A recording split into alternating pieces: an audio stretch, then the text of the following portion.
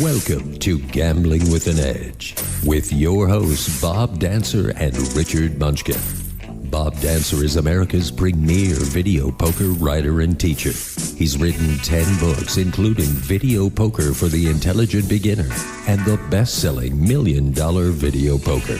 He helped develop the computer software Video Poker for Winners, and in 2004 he was inducted into the Video Poker Hall of Fame. Richard Munchkin has been a professional advantage player for over 30 years and is in the Blackjack Hall of Fame. His book, Gambling Wizards, Conversations with the World's Greatest Gamblers, is a testament to the many ways you can succeed at gambling. The goal of the show is that you'll be a more knowledgeable gambler tomorrow than you were yesterday. And now, here are Bob and Richard. Good evening. Welcome to Gambling with an Edge. I'm Bob Dancer. And I'm Richard Munchkin. Our guest tonight is a man who calls himself Royal Cat.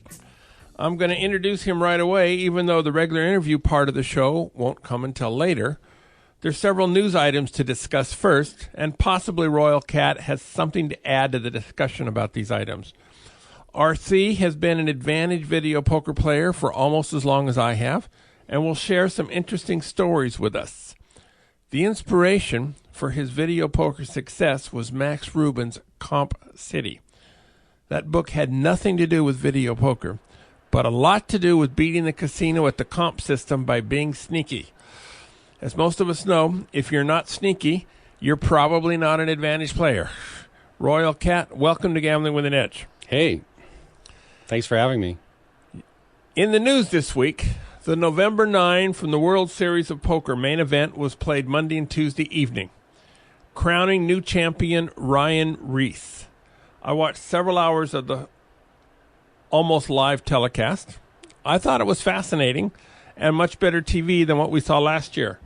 Munch, did you get to see any of this? You know, I thought about it a couple of times, kept saying, I have to go turn that on, and I never did. But so did they not have the long pauses that the year before? There were not the long pauses.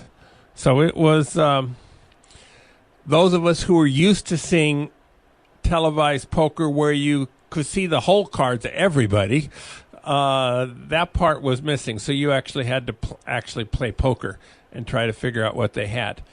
But the at the end of the hand, they would show the cards. But it was a 15-minute delay, so they couldn't show them early, or people might delay and then get a clue from the people in the audience as about what things were. So they did not show the cards until the hand was over.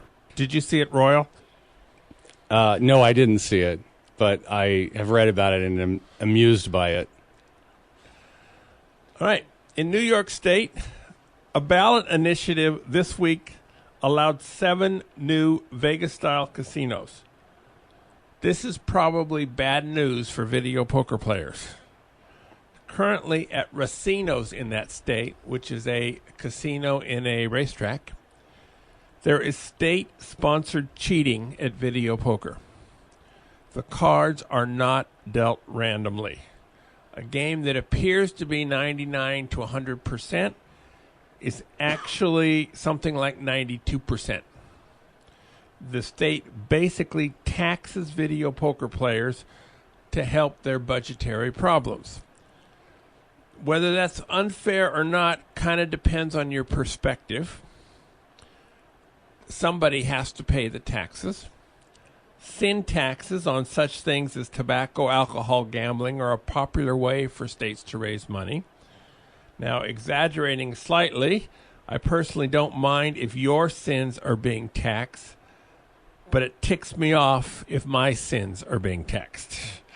I don't know if the new casinos will have similarly gaffed machines, but it's likely that New York video poker players will be better off going out of state for their gambling fix. I have to disagree with you, Bob. They're not really taxing video poker players.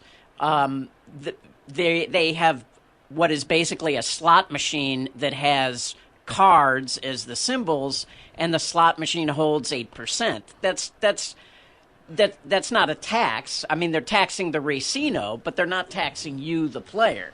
So they're giving you a bad slot machine to play and making it look like video poker. Right. They're making it look like video poker, but it's not. It's deceptive. Yeah, I agree. It's deceptive. Deception has no place in gambling. Period. In Washington, they do this also, and it's funny because it doesn't matter whether you hold the cards or not. It's going to pay you what it was going to pay you. But do people know that? No, they don't. Educated gamblers know it, and the civilians, they don't care anyway. But what I'm arguing with, though, is you're calling it a tax on video poker players. It's just, a bad It's a tax name. on stupid video poker players or ignorant video poker players who don't know that they're being ripped off. Well, okay, but the tax is on the casino. They're not charging you taxes, or you're using tax as a more generic word to mean. All right, I think we both made our points. Yeah. We don't really Okay. want to get bogged down in semantics. There'll be other times tonight we'll get bogged down in semantics. All right. In the Nevada news, Wynn Casinos created a house rule several years ago that the tips that normally go to dealers needed to be shared with their supervisors. This allowed the Wynn Corporation to pay their supervisors less because their customers were paying part of their salary, so to speak. The dealers didn't like this. Go figure. And this is one of the main reasons why the dealers voted to unionize. In a court ruling within the past week, the Nevada Supreme Court unanimously ruled that this tip-sharing policy was legal and could continue. What do you make of this, Richard? You were a dealer once. Well, I think they've not thought about the unintended consequences of this. Yeah, I was a dealer, and back when I was a dealer 30-plus years ago, for example, crap crews cut their own tips. And it was common for the boxman to get paid off by the crew. And because of that, the boxman now had an incentive for the dealers to go out and hustle tokes because he knew he was getting cut in. And I think Wynn is going to find out that when the bosses are in on the tips, they're going to encourage dealers to go out and start hustling strongly for tokes. And, it's just in their best interest. So I think that this will end badly. Royal Cat, you got anything to... Oh, I sure do. I've never been a dealer, so I'll speak only as a customer. I don't like tip sharing. I don't like my tips being shared. I liken it to spitting in the ocean. When I'm giving a tip to a person, TIP stands for to ensure promptness. It's an incentive to get good service. When you divide it over a bunch of people randomly that you have no choice over, and they all get 6 cents apiece, there's not a lot of incentive there. And this is basically why I've pretty much stopped tipping entirely for gambling. And you're cheap. Of course, absolutely.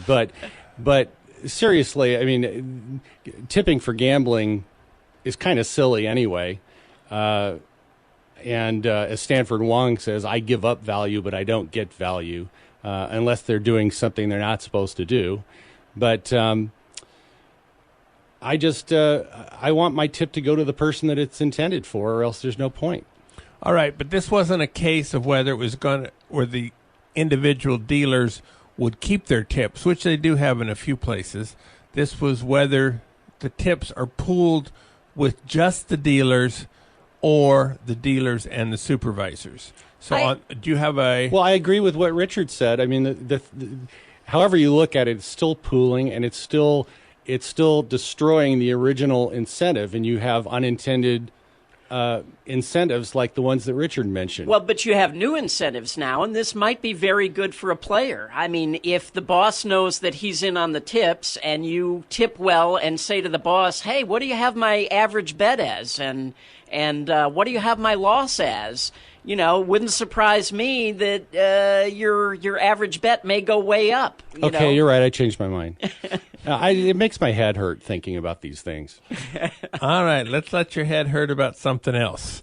In my online article over the past 2 weeks at LasVegasAdvisor.com, I wrote about the methods used at the Suncoast Casino in Las Vegas.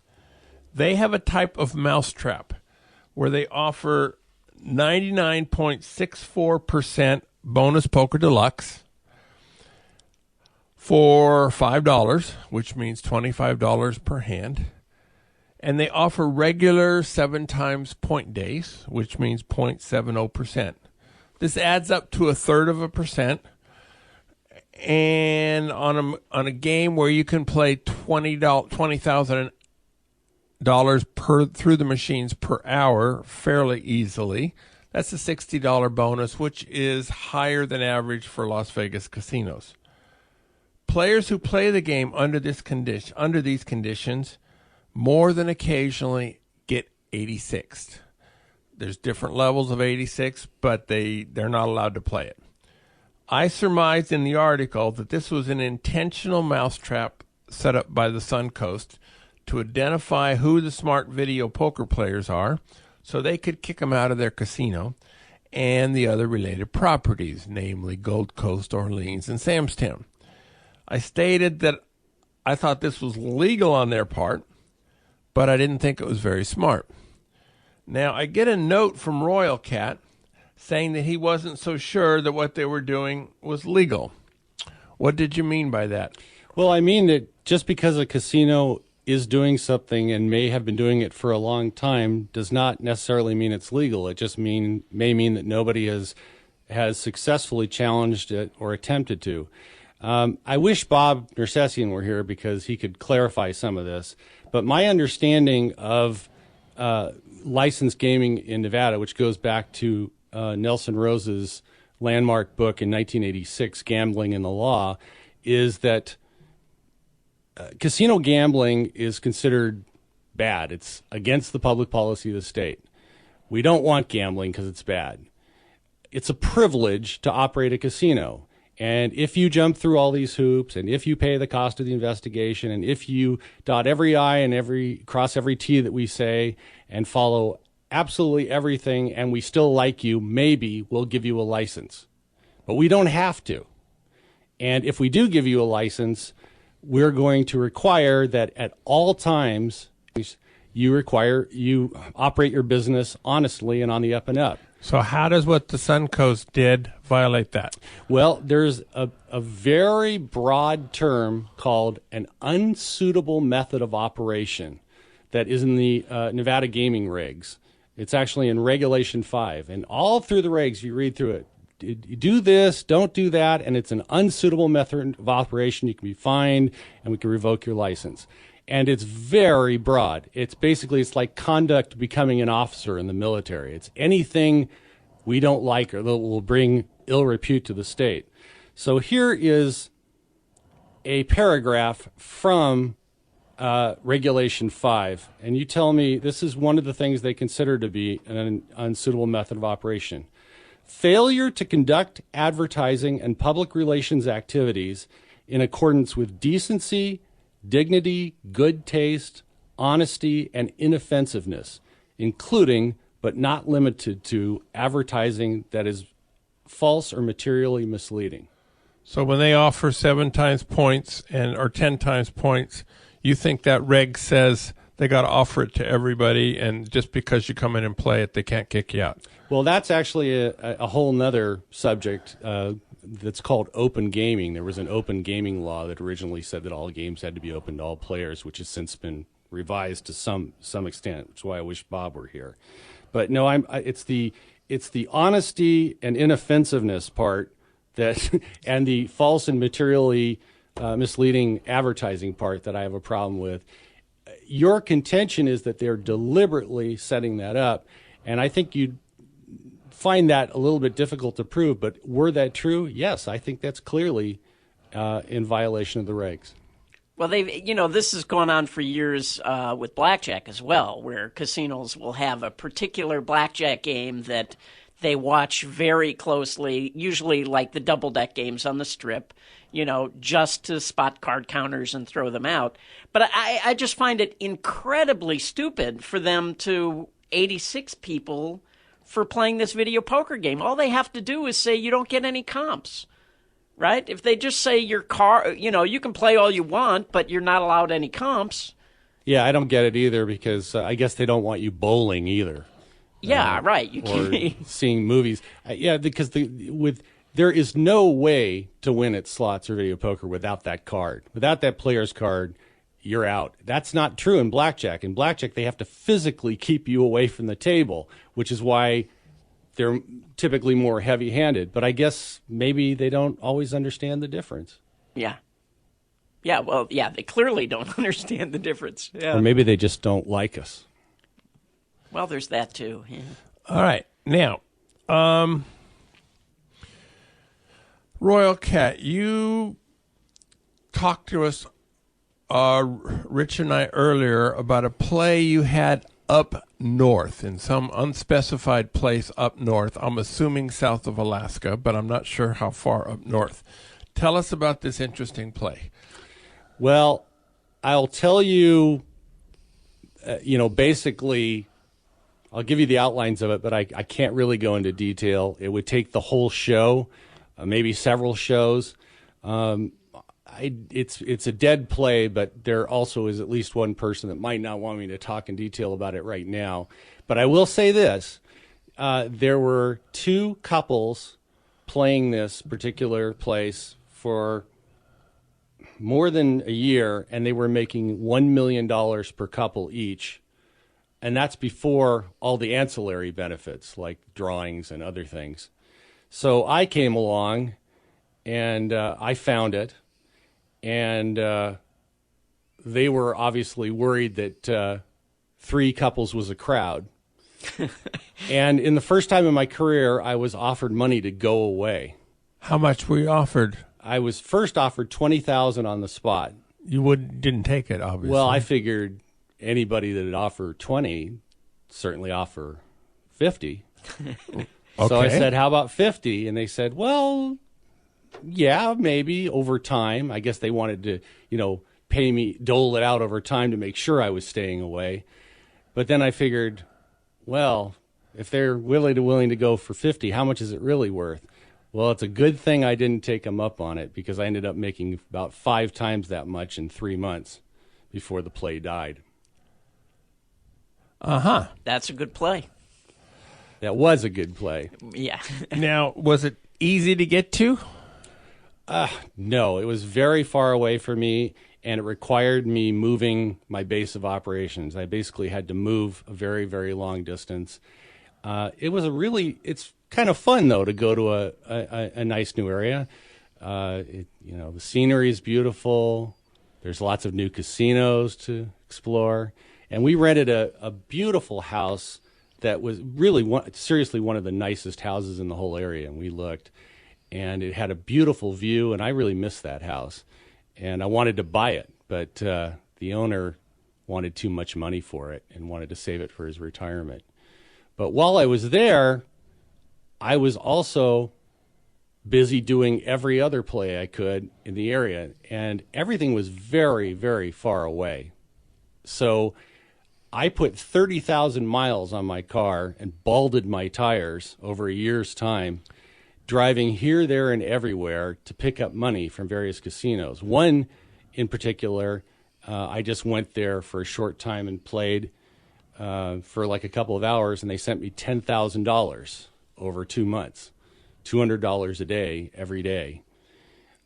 So for a period, I was actually driving to casinos like this one late at night on very narrow, windy roads with no lights, some of them overlooking Why didn't you turn on your lights? Well, I said the streets didn't have any lights, but sorry. I did. And typically these would be at midnight because I would do what's called a straddle, which is if they offer you money on Monday and they offer you money on Tuesday, you show up Monday at, say, 11:45, depending on how close you want to cut it, pick up the money then, wait for 12:01 and pick up the money for Tuesday. And then if you have two people, like I had my girlfriend, I would pick up money for both of us. So that one casino was $800 per midnight straddle. But it meant that I was driving at midnight on these windy roads, and there were a lot of hazards besides the dark. There were foxes, there were a family of raccoons, many deer. There was one sign up there that said "Major Deer Crossing." I've never seen that before, and I managed not to hit any deer, but wow, we squashed a few possums, but we managed to see deer and even one galloping bear running away down the road. And Running Bear, that would be a good song. got it. You were in the boonies. Yeah, well, also there were cops. I guess I wasn't really the best driver. I mean, I wasn't like nodding off or anything, but you try driving those roads again and again late at night. Well, for 800 every other day, I wouldn't mind trying it. Well, the cops pulled me over 3 times for drunk driving, and I was stone cold sober all the times.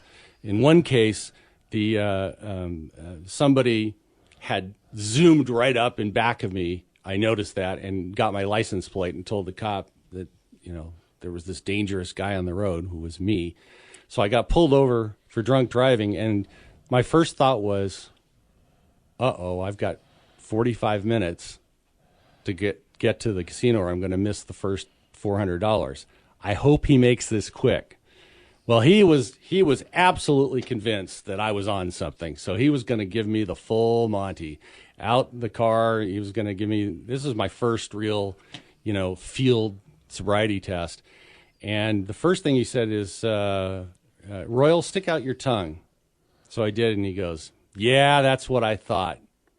It's clear to me, Royal, that you've been smoking marijuana. You can tell by sticking out your tongue. Well, apparently it was green, and green plus weaving on the road meant pot.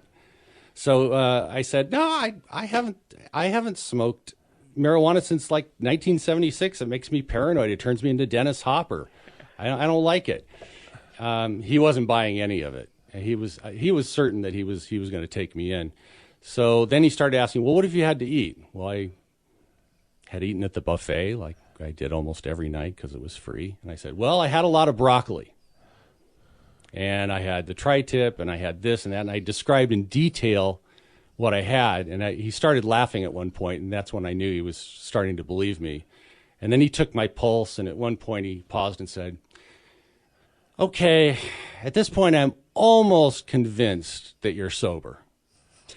Good. Maybe you're just a bad driver. I was like, great.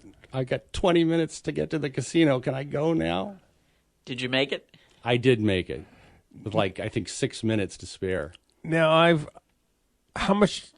you do this regularly, so how much time do you do to spare? Because if you're 2 minutes late, you lose $400, or in this case. But if you're a half hour early, well, it might be cheap insurance. So what do you do? Well, I always start out being pretty conservative. So I think the first time I might have even allowed 2 hours. It was an hour drive. I think it was like a 70-minute drive, so I allowed 2 hours the first few times. Because you never know what can go wrong. You're not familiar with the territory. There might be, in some parts of the country, you have to worry about unexpected traffic at any time. So not 11:45 at night. It's happened where I live because they closed the roads at that time to do construction work. And you can really find yourself backed up. And then as time goes by, I shorten it to what I think is a safe comfort zone. I think I ended up with about an hour and a half. After that cop pulled me over, I probably added a few more minutes to it. Did you ever consider, with all this money you were making, paying for driving lessons? So that would solve absolutely. that. Absolutely not. I did go to driving school once because we did get pulled over for speed, but I did that online. Yeah, well, driving school and driving instruction are... I have a clean record. I have no DUIs. I have no accidents. Okay, very good. and a lot of money. You A had lot of picked up money. you sometimes play tournaments. Now, there's one time that you won a $200,000 baccarat tournament, and it turned out badly. What happened? Well, I wouldn't quite put it that way, but let's just say it didn't go smoothly. In general, if you think about it, taking a lot of money out of a casino never really goes smoothly, does it? It's not really supposed to. Well, a tournament's different. They have already budgeted that money to give to somebody. but not to me.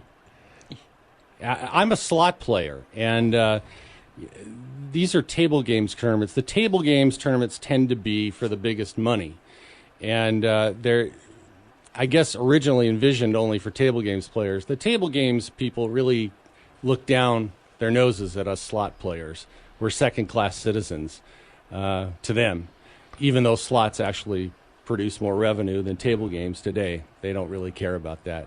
But at one particular strip casino, I was one of their biggest players, and I hadn't had a very good run of luck for a couple of years. So that made it even better because they felt comfortable. This is actually a casino that a lot of people had been thrown out of, too, but not me. That narrows it down to 84 of them in this town. Well, that's about as far as I want to narrow it down. But because I had escaped, partially because I had done so poorly there, which happens. I did well other places, but here Yes. they felt comfortable inviting me to big events, and I got an invitation in the mail to their biggest baccarat tournament of the year. First place was $250,000 in promotional chips, which I'll explain later.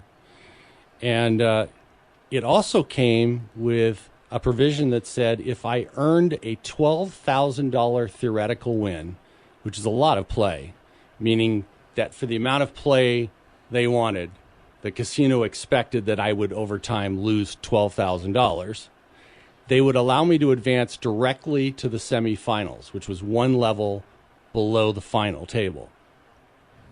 So naturally, I wanted to do that because that was the best deal. So I played my game, several $100,000 in action in video poker, at a game which was actually a break-even game, by the way. And I earned the $12,000 theoretical, and I lost just about that much too. So I didn't do so well, but I was happy. I'd be going to the semifinals, and I walked over to get my slip, and they said, "Oh, no, no, no, no, no, no. Not for you. Slot players don't get that deal. That's only for table games players." And I said, "Really? Well, where does it say that on the invitation, the mailed invitation, which I have in my hand here, which says any player?" Or that slip that they gave me that said, "Welcome to the tournament," when I checked in at VIP. Or that sign over there, right there, that's posted that says, "You can earn this theoretical and go to the semifinals." What about that? And they said, "Well, we didn't really mean that. That's not for slot players." And clearly they'd had a huddle and they'd all decided this. So I went to the tournament, the event director, who was clearly an ex-football jock. He was clearly not hired for his skill and experience in gaming. And I said, "You realize I'm going to have to go to gaming enforcement over this because you broke a deal." And he said, "That's fine. We checked with legal, and they said it's fine." Now, I don't really believe for a second that he actually went to legal and said, "Yeah, can we send out an invitation to our best players that say, if you play a lot and lose your ass, we'll let you in the tournament," and then pull the rug out from under them and say no? Yeah, that's okay. Yeah, that's what I thought. I don't think that happened. But in his mind, he felt really comfortable, and I said, "You have no chance of prevailing at this." So I went up to my suite, my dark, quiet suite, and called gaming enforcement. I have them on speed dial. And gaming enforcement, they're actual police officers, and they come out in 30 minutes or less, just like Domino's Pizza. They're really good about that. And I'm calling down. I'm waiting in my room. I don't know what's happening. So I call gaming again, And they say, yes, we have an agent on premises. They're talking to him right now. We'll call you and let you know what happens. So I have nothing to do now. It's 90 minutes till the semifinals. My fate hangs in the balance, and I just sit in my cold, quiet suite waiting for the phone to ring. And finally it does, and it's the gaming agent. And she says, I've talked to the tournament director, and they've decided to let you in the tournament. Uh-huh. And I said, okay, thank you for that. What about the fact that they basically lied to me and tried to break a deal to one of their best customers? She sighed and went, he has assured me that will not happen again. So I went down and I advanced from the semifinals and made it to the final table. And at this point, I decided to make a deal with a team that was there. We would split. They had one person who had advanced to the final table from their team, and that person and I would make an even split of whatever we earned. And the reason I did this is because tournaments are very top-heavy. They're How many nice. players were at this final table? I think it's 12, isn't it, in Baccarat? And the point is, though, that the first prize was $250,000, and like third place is much less, or second place is much less, and third place is $120. So these tournaments, there's a lot of EV on average, but you really got to win them because they're very top-heavy and they're very risky. And you can play a lot of these tournaments, and if you don't get the big prize, you're not getting the full value. So I made a deal. I won the tournament. And instead of calling me up on stage and congratulating me and with the spotlight, handing me the trophy, the crystal trophy shining, and the 10-foot wide check. Yeah, instead of doing any of that, they just said, here you go. So they weren't very classy. They were in a huddle pointing at me. Did you have I would assume with your level of action, you must have had a pretty high-level host. Did you talk to your host about the way they were treating you? I did, but it didn't do any good because at that point I had been invited not to return. So, wow. But the second part of this story is that these chips are promotional play once chips, which means they're really worth less than half. So the $250,000 are really only worth less than $125,000. Not if you play them on roulette. Wait. You're not allowed to play them on roulette. Wait, so if you make a bet at blackjack and you win the hand, they pay it, but they take the chip away at Correct. the same time? That's correct. Oh. Yeah, they're not play till you lose chips. So they're worth slightly less than half depending on what game you play. The smart way to play these would be at a game where the wins are higher than even money, where they pay you many times to one. But they were smart enough not to let you do that. Or so I thought. But I was determined, because I knew a trick or two about this, and I was going to try every single trick I could to see if I could get better than even money. And I sat down in the Baccarat room, started ordering 25-year scotch, and they furiously went to the phones, started reaching for the phones. Who is this guy? Who is this guy? But after a time, they relaxed when they saw that I was betting the tie. So I bet the tie and kept betting it, and I turned those chips into almost $200,000 in real money, which was way more than I would have gotten had I played it at an even money game. So before long, I was walking home with a check for just shy of $200,000 and an invitation not to return. Uh-huh. And the next day, I was writing a check for almost $100,000 to those people I'd made a deal with on pretty much just a handshake, because that's what happens in the gambling world frequently. So why do you think you were barred? I mean, yeah, you weren't a table games player, but do you think they realized that you were a professional? I was told that I played very well in the tournament, and yeah, I think I think that probably is part of it. But really, they just didn't like me going. They didn't like any of it. They didn't like me forcing their hand with gaming. They didn't like me winning. They didn't like me being a slot player. Huh. That just seems crazy. I mean, they must have thought you're a winning slot player. If they thought you were a losing slot player, I can't believe they would have barred you. Well, I mean, I wasn't a losing player anymore after that. Well, no, but if they looked at your slot action, you were Yeah. a big loser. So, I mean, it just... But casinos do really stupid things sometimes. Just crazy. Yeah. Now, he actually has not shared the name of the casino with me. My personal thought is it's one with the same name as a woman's magazine, but I actually don't want to say any name on the air. Well, Maxim has been out of business for a long time, so... well, I would not call Maxim a woman's magazine. Okay, now, there's a time that you made $5,000 a day profit for an extended period of time, and then they cheated you. We have about, say, 7 minutes. Oh, I can cover that. Yeah, by the way, I exaggerated. It wasn't 5,000. It was only $47.50 a day in profit because it was a 99.95% game, and that 0.05% really adds up. Pick 'em. Yes. No, it actually wasn't that. It wasn't pick 'em. No, it was AP Deuces Wild. Uh-huh. And this play would never have happened. It was in a very far away place in the desert that I don't normally go to, first because it was so far away. And I'd been there before and never found anything particularly interesting. But one day they closed the freeway, and I had to take a 100-plus mile detour home.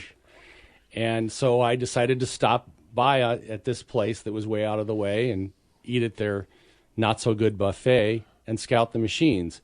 And nothing they had was that special, but in the high-limit room, I saw a very unusual game. They had AP Deuces Wild, 99.95% Deuces Wild in high denominations. I'm sorry, what does the AP stand for? I'm not a video poker player. It would be 15. It would be like NSU, and NSU is normally 1610. This would be 1511.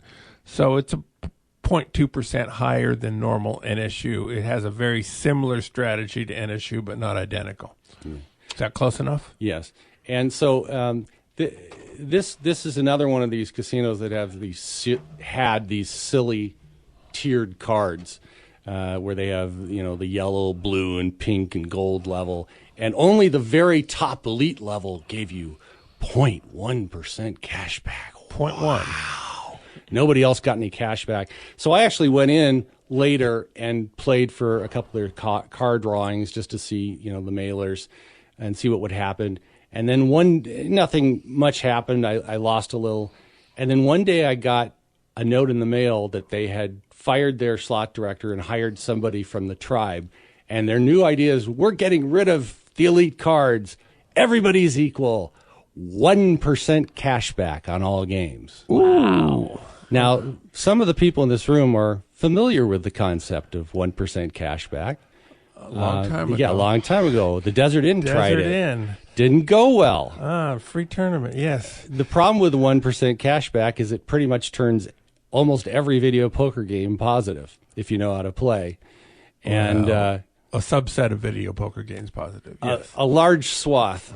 So apparently they hadn't heard of the Desert Inn or their experience. So I went out there to see if this was real, and immediately ran across a person who I knew well, an AP, and he saw me and went, "Oh, not you," because he thought he was going to have this play to himself, and he was worried now that I was going to bring the hordes.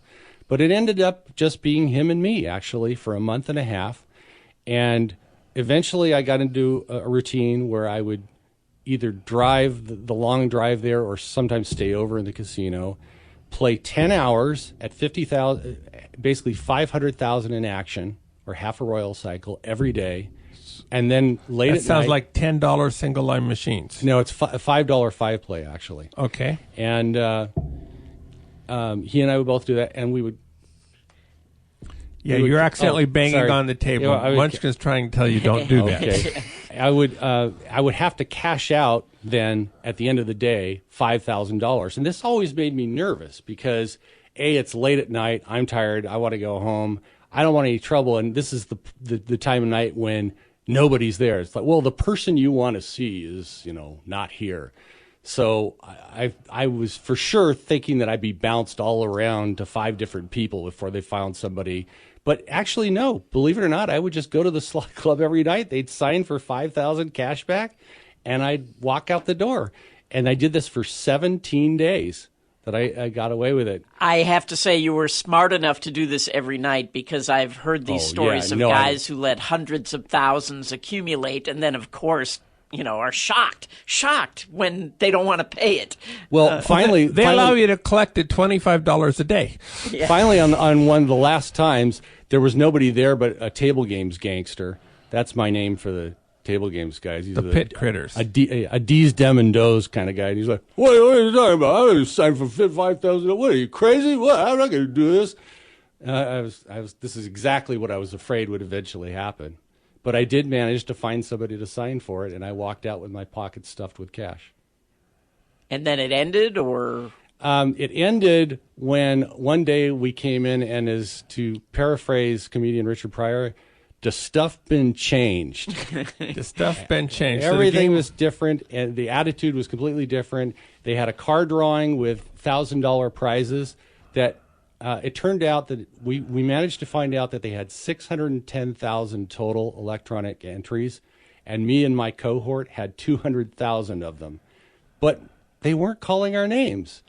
And my friend has estimated that, considering the number of names they called and that, the odds of us not being drawn were 1 quadrillion to 1 against that. You just run bad. I went to this slot event director, and it was clear from his attitude that they had just simply taken us right out of the drawing, which I guess they can do in electronic drawings any place outside of Nevada. Yeah, and in Indian casinos they can do anything. But you got them for $80,000. No, so. My actual expected value was about 71.5, but both of us did worse than that. I only came away with only about 43,000. Not a bad payday for 17 days. I think I was about 2 royals short. I was supposed to have gotten about 8 royals, and I got 6, which is not unusual at all. Yeah, when you're playing 5-play, it does smooth out the swings a lot, but you're also dependent on dealt hands. So dealt royals, which would be 25,000 in that game, would be 100,000. I'm sorry, dealt deuces would be 25. And yeah, I got dealt deuces 3 times, but actually I was playing mostly the 3-play because I did an experiment, and I found that I could beat my friend on the 3-play. I could play faster than him on the 3-play than he could on the 5 because of the taxables. Very good. This is interesting. We're going to do some commercials, and then we have some more questions for you, depending on how much time we have. So, Munch, are you thinking about becoming a video poker player on all these obsolete plays? You know what? Once I move back to town, I do plan on taking up video poker. But right now, the closest casino is like 100 miles away, so I can't imagine driving 100 miles every so often to... My lessons start at $500 an hour. Well, I know somebody in this room who has lessons somewhat cheaper than that. Yeah. Free at the South Point. Well, the lessons you want aren't taught at the South Point. Now, we do teach the basics of the game at the South Point, but Royal Cat will tell you the real textbook is Comp City by Max Rubin, which tells you a whole lot more than what we tell at the South Point. In my opinion, that is the best book I've ever read on the subject of gambling, and it changed my life. And even though technically the information in it is dated, there's nothing like it. And I probably would not be an AP today if I hadn't read that book. Yeah. I definitely would not have. I have to say, I think more money has been won by the information in that book than any book written probably since Beat the Dealer by Thorpe. It's also easily the most entertaining read of any gambling book. Have you read Sex, Lies, and Video Poker? Haven't gotten around to that one. Well, it's probably stacked up on my toilet. That one might be entertaining as well. All right. The South Point has more than 10,000 games, returning more than 99%. That's more than anyone else has. If you earn 1,000 video poker points or 400 slot points between Sunday, November 17th and Thursday, November 21st. You get a free Norbest turkey Monday through Wednesday of the following week. So these will be frozen, so don't pick it up late Wednesday if you want to serve it for Thanksgiving. The double point day in November is Thanksgiving Day, midnight to midnight, no limit. Look for me at the Quick Quads machine. The free video poker class this coming week is Double Bonus Deuces Wild. This game combines Deuces Wild with Double Bonus Poker. Compared to the last class, NSU Deuces Wild, this game returns more for five of a kinds and straight flushes and less for full houses, flushes, and straights. Each of these pace schedule elements affects the strategy. Even if you don't think this is the game you play, the class will be useful to learn how changing the pay schedule affects your strategy. The class begins Tuesday noon in the showroom. It's free, and everyone at least 21 years old or older is welcome. At the Palms, the Friday and Saturday night drawing this week and throughout the entire week, there will be 10 winners every Friday and Saturday night. They each get $500 and a 1 in 20 chance at a $20,000 prize on Saturday. This means each winning has an EV of 1,500, although 19 out of the 20 people will only receive 500. You have 5 times entries on Friday night and Saturday night between 8 and midnight. Play, earn, and win for the first part of November, which ends tomorrow, Friday. This is Monday, Wednesday, Friday. Includes a Kindle Paperwhite, pseudo down comforter, and bed sheets. As always, you keep your points. Unredeemed points Monday may be spent Wednesday or Friday. Unredeemed Wednesday points may be also spent Friday. The new PEWs start this coming Monday. The top prize appears to be a Chromebook computer. On Tuesdays and Thursdays, you earn free play for your play. This essentially means double points 2 days a week, up to around $85,000 coin in on Tuesday and Thursday. Videopoker.com gives away a free gold membership to everyone who attends one or more of my free video poker class at the South Point. The gold membership allows you to avoid the pop-up commercials on the site and also gives you correction on many games such as Quick Quads, where you don't get correction anywhere else. On most games, if you have the gold membership, you can change pay schedules and still get the corrections. They have daily contests. Today until midnight is Ultimate X. Tomorrow, November 8th, there will be Super Times Pay. Saturday, Spin Poker. Sunday, Dream Card Poker. If you're unfamiliar with these games, the site is a very good place to learn them for free so that you're playing at your best when you go into the casino. Our guest next week will be former co-host Michael Shackelford, who goes by the name Wizard of Odds. Mike has figured out some interesting stuff about professional football parlay cards. In 2 weeks, we'll be hosting blackjack player Joe Payne. On our last show, movie director Scott Bell said a lot of things about Joe Payne, which Payne wants to rebut. We'll only be spending a short time on the rebuttal, but Joe Payne has lots of other interesting things to talk about as well. You've known Joe for years, is that right? Yeah, and actually I just ran into him last night down on Fremont Street. So he's a poker player as well as a blackjack player, and he should have plenty of interesting stories to tell. Yeah, he's actually has at various times been a host of a radio show. I've actually been on his show a couple times. So Good. All right. So, Royal Cat, we have a couple minutes for before we have to go. Now, something you called a Southwest slum. What was that all about? Well, this is one of those workaday plays that it makes good money, but it's really just a job.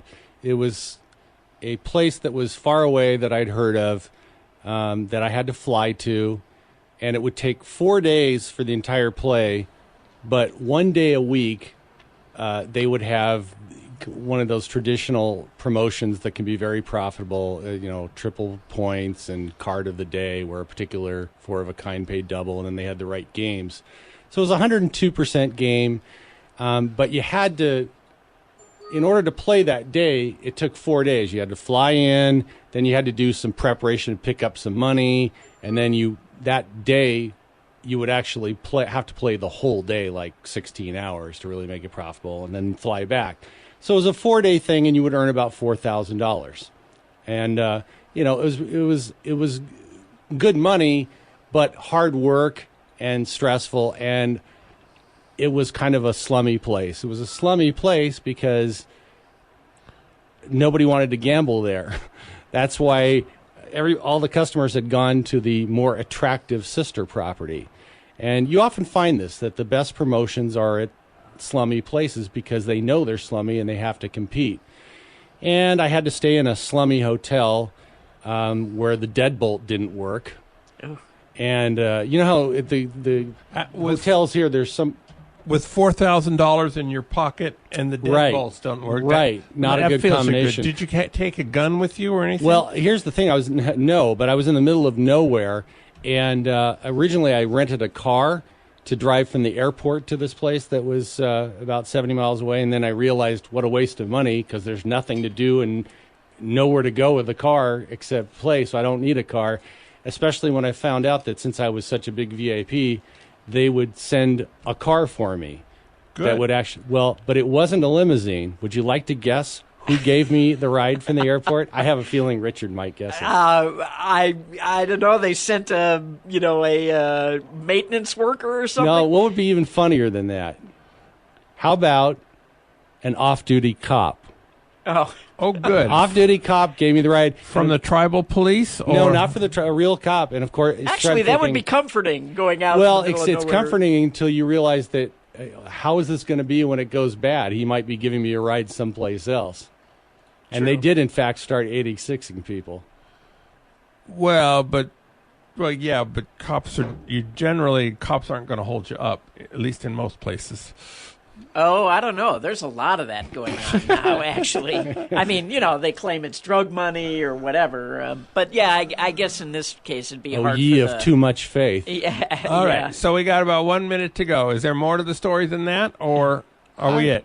No, I think that's pretty much covers it. I think we learned some important things today, actually, and one of them is what you just said, that often the scummiest, out-of-the-way, in the middle of nowhere places are the places where you find the best. Well, I said slummy, not scummy. Oh, okay. I know you said slummy, but I heard scummy. I think that's what the tone of your voice did say scummy. Now, in 30 seconds, how did you get the name Royal Cat? Well, I was waiting for a $20,000 Royal Flush to be paid off at the Mirage a million years ago, and my girlfriend looked at me and said, "You're the Royal Cat." I presume she said that because I chase Royal Flushes and good sushi with equal predatory zeal. Plus, I'm told I'm pretty cat-like. Very good. Thank you, Royal Cat. Thank you, Richard Munchkin. Everybody go out and hit lots of Royal Flushes. Good night. Good night, everyone. You've been listening to Gambling with an Edge with your hosts Bob Dancer and Richard Munchkin. Subscribe to the show in iTunes, and episodes will be delivered to you automatically every week.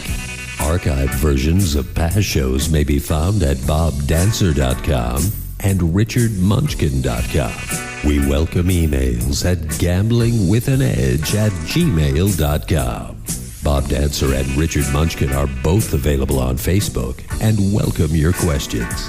The sponsors for the show are the South Point Hotel, Casino and Spa, the M Resort, the Palms Casino Resort, and the website videopoker.com.